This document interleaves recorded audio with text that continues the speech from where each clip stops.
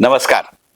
ग्रंथ सूक्त सत्र 10 सूत्र सुहृदांची पुस्तकं.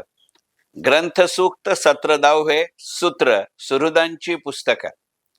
आमच्या पुस्तकप्रेमी समूहातल्या माझ्या सहकारी आणि तशाही एका वेगळ्या ग्रुपच्या निमित्तानं माझ्या अत्यंत जवळच्या अशा सुहृद सारिका कुलकर्णींचं अत्यंत बेहद्द वाचनीय आणि अतिशय मिस्किल असं पुस्तक म्हणजे बेदुणे 5 ग्रंथाली प्रकाशनानं प्रकाशित केलेल्या या 148 पानांमध्ये 28 लेखांचा संग्रह आहे आणि त्याच्यामधल्या 200 रुपये किमतीपेक्षा सुद्धा गमतीनं प्रत्येक ओळीमध्ये जरी नाही, कारण उगाचच मनसोक्त हसाल अशा आशयाचं हे पुस्तकच नाही, पण ते वाचता वाचता अरे हे आपण बघतो पण आपल्या कसं लक्षात आलं नाही असं बघणारं भन्नाट पुस्तक म्हणजे बेदुणे 5. अगदी या पुस्तकाच्या मुखपृष्ठापासनं या पुस्तकातली गंमत सुरू होते.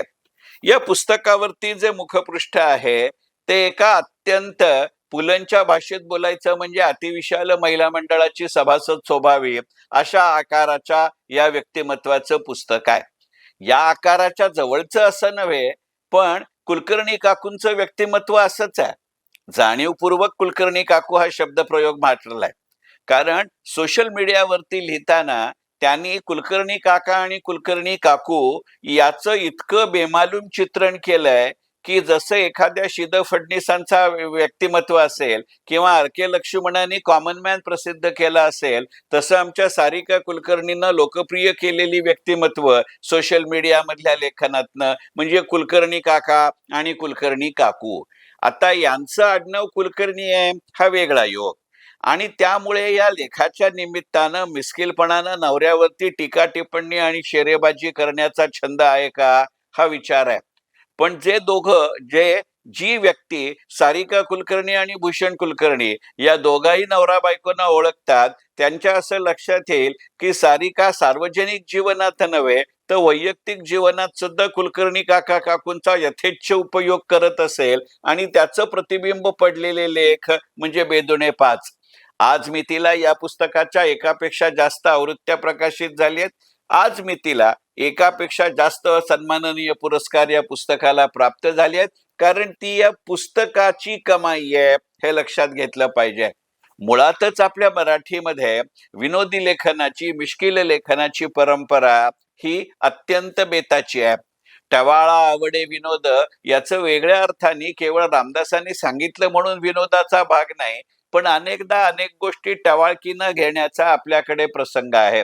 आचार्य अत्रे कितीही मिस्किल आणि विनोदी लिहित असले तरी अत्रे म्हणल्यानंतर त्यांचा विनोद जेवढा आठवतो तितकंच त्यांचं घणाघाती वक्तृत्वही आठवतं.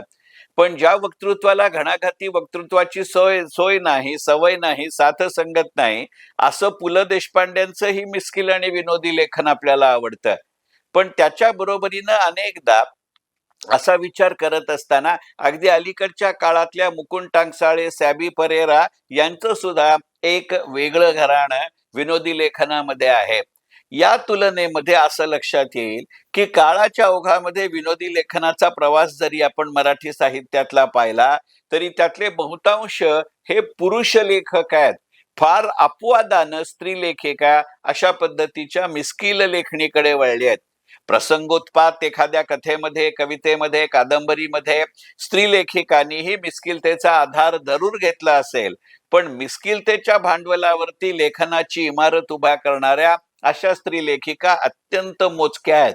आणि त्यातलं अतिशय आघाडीचं आणि अग्रगण्य नाव म्हणजे सारिका कुलकर्णी.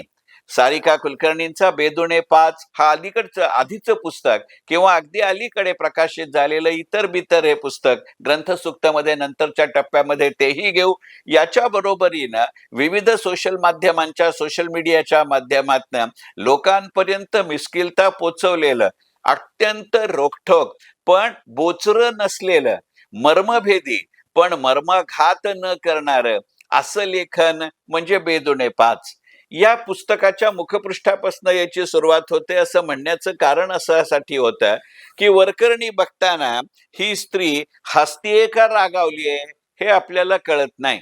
बर, बेदुणे 4 ह्याची आपल्याला सवय असते, पण बेदुणे 5 कुठचा असेल तर मला असं वाटतं की सारिका कुलकर्णी आणि त्यांची मिस्किल लेखणी हे बे आणि या पंचमहाभूतामधला कुठचाही विषय त्यांच्या मिस्किलतेला वर्ज्य नाही, तो 5. यांना एकत्र येऊन जी द्विगुणाकार लेखक आणि वाचक म्हणून येतात, म्हणजे बे मध्ये 2 सारिकाताई आणि त्यांचा मिस्किलपणा, दुणेमध्ये 2 लेखक किंवा लेखिका आणि वाचक, आणि 5 मध्ये आपल्या पंचमहाभूतामधले सगळे.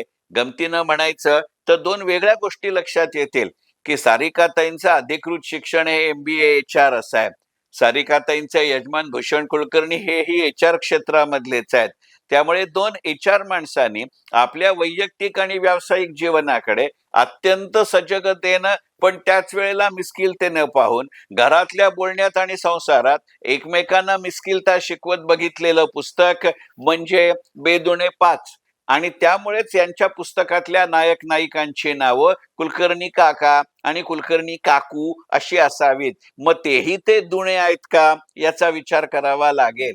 पण त्यातनं तुमच्या मनामध्ये जे काही कारंज उमटतं ते फार भारी असतं. नाहीतरी कारंजाचा जीवही अल्पजीवीच असतो की तो जेव्हा थेंब उडवतो तेव्हा बरा पडतो, पण मध्येच तो थांबतो. इतक्या अल्पाक्षरी, इतक्या अल्पजीवी पण प्रदीर्घ प्रवाहाच्या, अल्पाक्षरी म्हणून अल्पजीवी पण अल्पजीवी असला तरी प्रभाव प्रदीर्घ, अशा मिस्किल लेखनाचा अप्रतिम नमुना म्हणजे सारिका कुलकर्णी यांचं बेदुणे 5. मनपूर्वक धन्यवाद. ग्रंथ सूक्त.